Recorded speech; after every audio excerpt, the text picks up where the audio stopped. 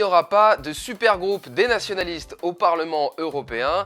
Marine Le Pen et le ministre de l'Intérieur italien Matteo Salvini ne sont finalement pas parvenus à réunir leur famille politique. On en parle tout de suite dans ce nouvel épisode de Plus près des étoiles, le vlog européen de l'opinion. Elle visait le troisième groupe en termes d'effectifs à Strasbourg et à Bruxelles, mais l'extrême droite européenne devra finalement se contenter de la 5e place.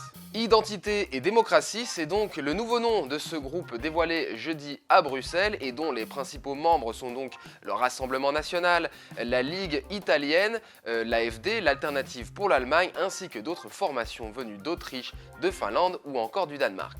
Sur le papier, les nationalistes progressent puisqu'avec 73 élus, ils en comptent presque 40 de plus que le groupe de l'Europe des Nations et des Libertés lors de la précédente législature. Le clivage mondialiste nationaux qui a traversé le monde, a traversé les partis politiques des nations en Europe, va s'amplifier et recomposera dans les années qui viennent l'offre politique et les comportements politiques au sein de ce Parlement. Alors, pourquoi ce sentiment d'échec ? Eh bien, d'abord parce que le duo Le Pen-Salvini avait mis la barre très haut et promis de venir chatouiller les deux grands groupes au Parlement européen, celui des conservateurs comme celui des sociodémocrates. Les deux leaders européens ont en fait essuyé toute une série de refus, les Espagnols de Vox, les députés du parti du Premier ministre hongrois Viktor Orban, courtisés pendant la campagne par Matteo Salvini, mais aussi ceux du parti Droit et Justice au pouvoir en Pologne, tout comme les Brexiters de Nigel Farage. En voilà une surprise, les logiques nationales ont finalement prévalu et les nationalistes sont à nouveau divisés.